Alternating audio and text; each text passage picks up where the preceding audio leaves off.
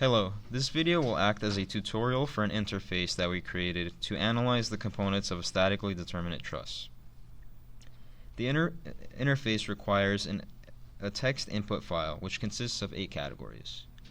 The first category is the node, and this count begins from the furthest node to the left and continues in a clockwise direction until the last node is reached.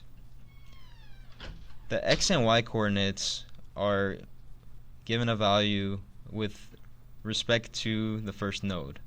So the first node is always going to be of coordinates 0, 0. The next two categories are x reaction and y reaction. If movement is restricted in the horizontal direction, there will be a number value of 1 given to this column. If vertical movement is restricted on that node, then there will be a 1 given in the y reaction column. If there are applied forces in either the x or the y direction, there will be a force value given in that column to the respective x or y. And the last category are the connections. And this one might take a little bit of explaining. As you can see here, the first node connects to the second node, which is one member.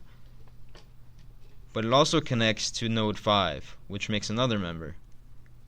You can see here in the last two columns for the first row, in the connections section, there are 2 and 5, which are the two that I just showed you. And the rest of the rows go through the same process to list the connections. A typical text file is seen in the notepad on the right. Two external functions are used to run this interface, and those functions are titled myCramer, which is used to solve for reactions and forces in each member, and also circle, which is a function that we use to plot the rollers on the figure. Now moving on to our graphical user interface. To run the interface, 2 inputs are required. First is the area, which needs to be inputted in inches squared, and the next is the elastic modulus, which is in units of psi. The next step is to click on the Browse button, which allows you to select the text file for analysis.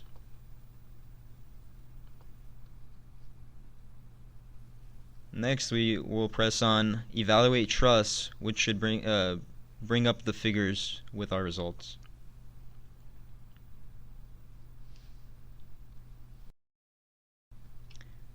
Next, we will click on View Analysis to view the analysis in a tabular form.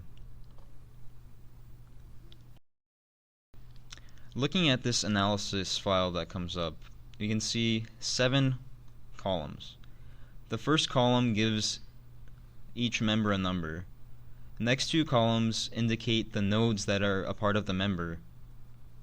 The next column gives the force acting on each member, the length of the member, and then the deformation of each member, and next will be the strain energy. As you can see, there are negatives and positive values in the force column. Positive values indicate tension, negative values indicate compression. And you can see when there is a tensile force, the deformation is positive, which means elongation. And when the force is negative, acting in compression, the deformation is negative, which means contraction. Now going back to the GUI. As you can see, there are 4 figures plotted. The first figure shows the truss before analysis. The second figure shows the truss analyzed, and as you can see, the blue members are in tension while the red are shown in compression.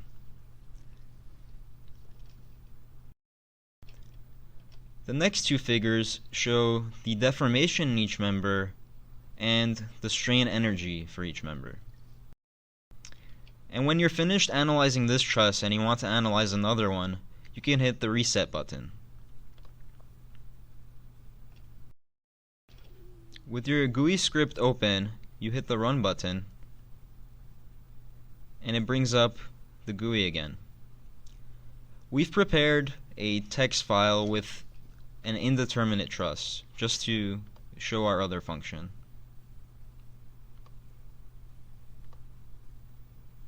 We're going to hit evaluate. As you can see, it gives a message box which says truss is statically indeterminate by a degree of 1.